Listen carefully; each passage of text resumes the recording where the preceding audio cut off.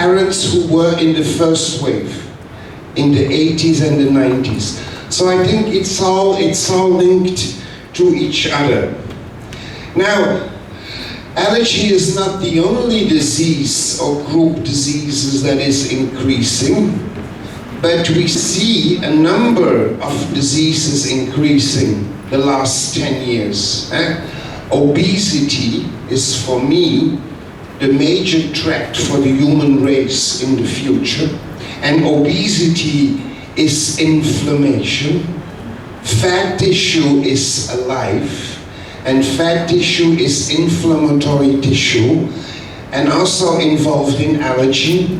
We see an increase in diabetes, nephrotic syndrome, autoimmune diseases. We see an increase in myopia, autism, and also Kawasaki.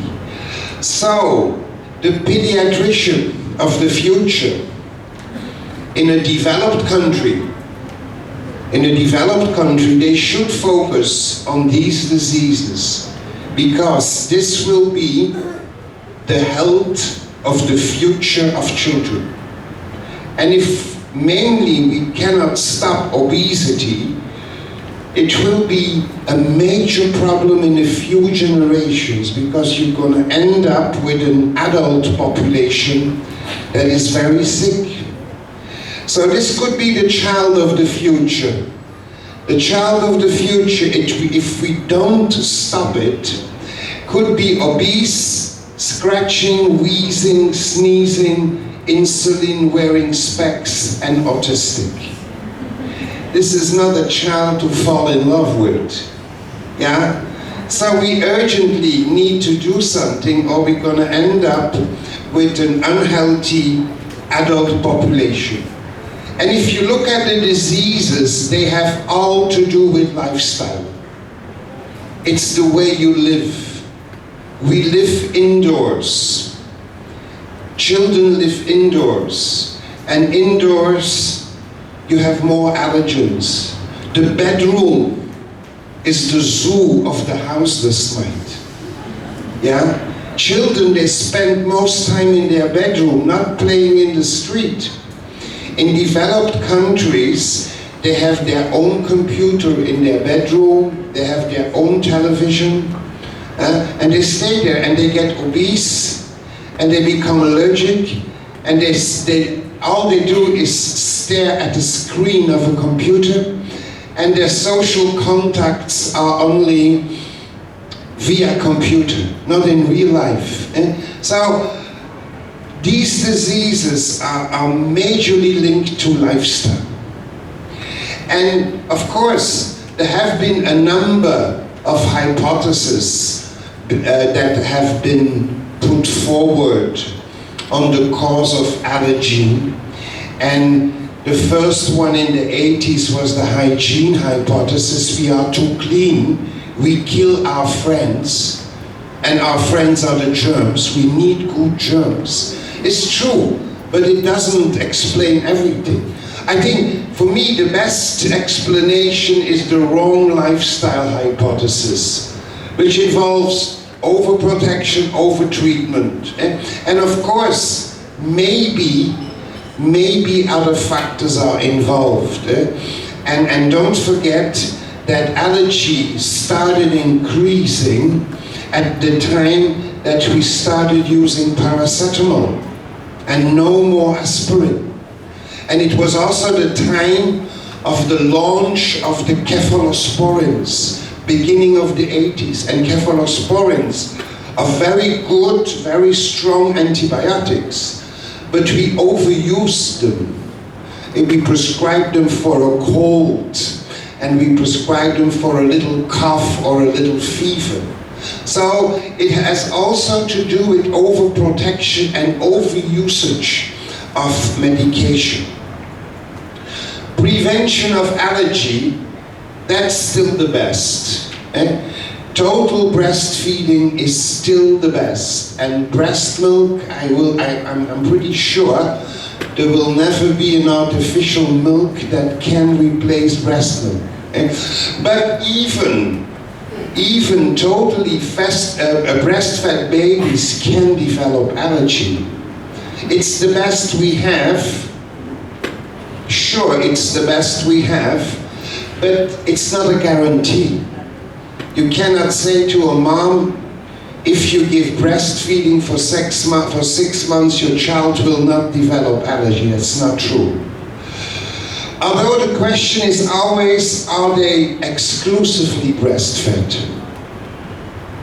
Don't they come in contact with other food allergens? And I already told you during my talk on eczema that food is in the air. Food is not only something you eat or drink, but it's something you smell and something that comes on your skin. And I just show you this very interesting study from Gideon Lack from London. They looked at peanuts allergen in the mattress. They looked at peanut allergen, and they looked in mattresses of mothers and fathers, and there was a very strong correlation with having peanuts and eating peanuts and having peanuts in your bedding, in your bedroom. So can you imagine that this is just one allergen, peanut, but you can imagine that many, many other allergens are airborne and you come into contact with all the time. So a totally breastfed baby, okay, yes, it's the best we can, but he is not exclusively breastfed. This baby also comes into contact with other foods, and small amounts of food, but small amounts of food preferentially induce allergy. So prediction is the key. Prediction is very difficult because you have a newborn baby, allergic or non-allergic parents, and the parents will ask you at birth, will my baby become allergic? And what can I do to prevent that my baby become allergic? And actually, prediction is still impossible. The best we have is a good family history. We have no marker at birth. Many people try and look in the cord blood for cytokines and IgE and cells, but none of them was very specific. I think a risk group we can focus on early in life is those children with severe eczema, and that's all. If you have a young child, let's say 3 to 6 months old with severe eczema, that's a group that you should follow. Because most of these kids with severe eczema, 80-90% go into an allergic march. And that's the difficulty with allergy. It's a dynamic problem. It's in your genes, but at birth, you have no detectable sensitization. It's in you, and we cannot, and that's a major problem, we cannot identify the genotype of allergy. We don't know what genes are involved. So at birth, no signs. And then in the first months, sometimes years, first you get sensitization, sometimes here in between comes eczema, and once you have sensitization, then you go to symptoms. So, but at birth, it's extremely difficult to predict whether a newborn baby will develop allergy or not. And of course, if you cannot predict, it's very difficult to prevent. And the prevention should be tailored. I don't believe in a general prevention of allergy. I think breastfeeding is good, but for the rest, everything should be tailored. Now, a lot of studies have been done, and people have looked at prenatal intervention and postnatal intervention, diets, bacterial products, allergen avoidance or exposure. should you tell a mother, let's say an allergic mother who has a newborn, should you tell her, clean the bedroom of the baby, or just don't clean, be dirty? It's very difficult, you know. I think both can be good, dependent of the genotype, but we don't know the genotype. So, and this has been studied prenatally and postnatally, and the effects are various.